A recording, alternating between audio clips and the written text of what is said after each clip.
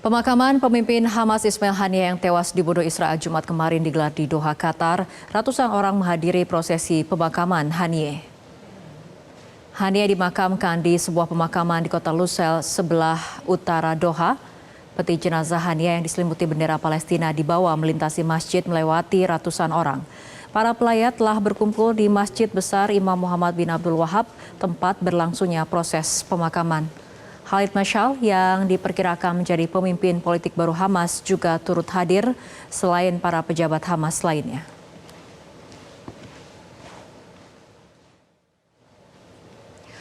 Terbunuhnya pemimpin politik Hamas Ismail Haniyeh di Teheran, Iran yang diduga dilakukan oleh militer Israel mengguncang kancah politik Timur Tengah.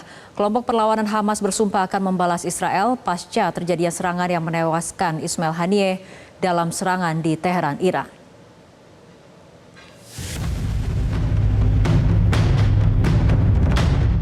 Di tengah masih memanasnya ketegangan di Timur Tengah akibat perang di Gaza, dunia tiba-tiba digemparkan peristiwa terbunuhnya pemimpin Hamas, Ismail Haniyeh, pada Rabu lalu. Haniyeh tewas bersama salah satu pengawalnya akibat sebuah serangan di Teheran, Iran.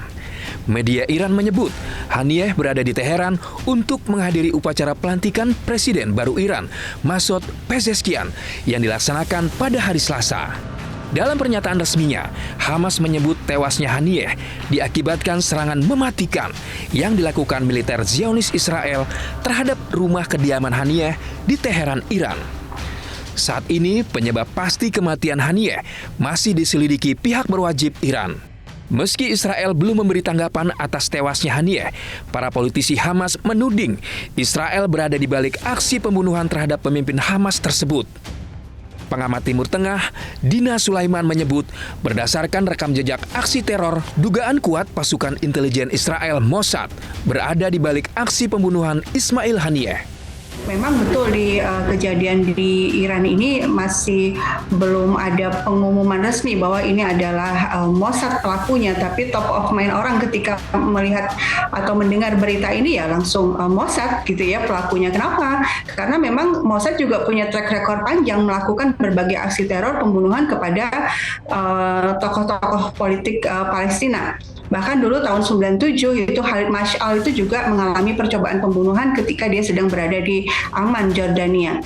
Dan Iran juga berkali-kali mengalami ahli-ahli nuklirnya ya, saintis-saintis nuklirnya itu juga dibunuh oleh dalam serangan teror, dan kemudian pemerintah Iran menyatakan pelakunya adalah agen Mossad. Terbunuhnya Ismail Haniyeh membuat kelompok perlawanan Hamas berduka. Kelompok Hamas bersumpah akan membalas Israel. Tak hanya Hamas, milisi penguasa Yaman Houthi dan kelompok bersenjata Lebanon Hizbullah juga mengutuk serangan Israel yang menewaskan pemimpin Hamas Ismail Haniyeh di Teheran. Anggota Biro Politik Houthi, Mohammed Ali Al-Houthi, mengatakan bahwa serangan yang menewaskan Ismail Haniyeh adalah sebuah aksi terorisme dan kriminal. Kematian Haniyeh terjadi tak berselang lama dengan serangan Israel ke Lebanon yang diklaim menewaskan komandan senior Hizbullah, Fuad Shukr. Tindak ini semakin menguatkan tekad para pejuang Hizbullah yang berperang melawan Israel. Hamas, Hizbullah, dan Houthi merupakan sekutu yang bergabung dalam sebuah poros yang disebut sebagai poros perlawanan. Ketiga kelompok ini terus melakukan perlawanan terhadap Israel yang terus mencaplok tanah Palestina.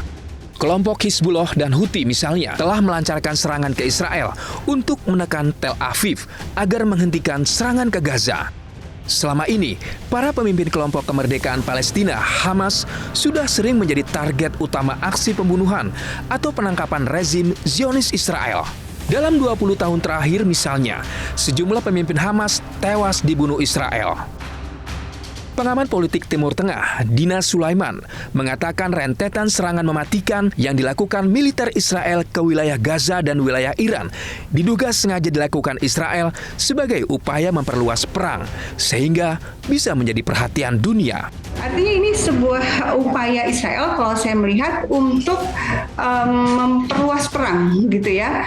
Dia sekarang sedang dalam keadaan sangat terdesak di Gaza, lalu Israel akhirnya melakukan upaya dengan harapan perang bisa meluas, sehingga perhatian publik itu akan teralihkan dari Palestina. Sehingga isu yang paling menjadi concern umat manusia hari ini adalah bagaimana agar genosida segera berhenti, bagaimana agar Israel segera menghentikan kejahatan kemanusiaannya di Gaza itu akan teralihkan. Seandainya memang akan terjadi perang regional. Tentu ini menunggu bagaimana respon dari Iran dan Hizbullah.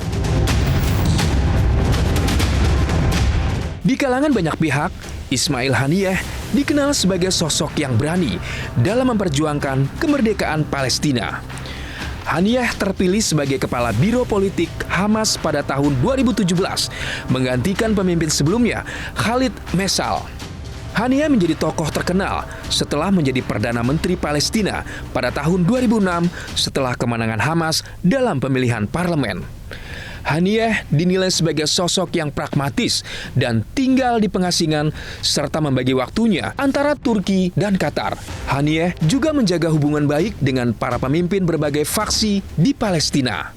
Haniyeh bergabung dengan Hamas pada tahun 1987 ketika kelompok perlawanan ini didirikan di tengah pecahnya gerakan Intifada Palestina pertama atau gerakan pemberontakan terhadap pendudukan Israel. Semasa hidupnya, keteguhan hati Haniyeh sebagai pemimpin perlawanan membuat Haniyeh menjadi orang nomor satu paling dicari dan diincar oleh Israel. Akibatnya, 3 anak Haniyeh, yakni Hazim, Amir, dan Muhammad, tewas dalam serangan Israel yang dilakukan bertepatan dengan Hari Raya Idul Fitri pada 10 Maret 2024 lalu saat mereka mengunjungi kerabatnya di kamp pengungsi Al-Shati di Gaza Utara. Tak hanya anak, 2 cucu Haniyeh juga tewas dalam serangan tersebut. Haniyeh sempat menegaskan jika serangan Israel terhadap keluarganya sebagai bukti kegagalan Israel dan tak akan mengubah posisi Hamas dalam perundingan gencatan senjata dengan Israel. Jelajahi cara baru mendapatkan informasi. Download Metro TV Extend sekarang.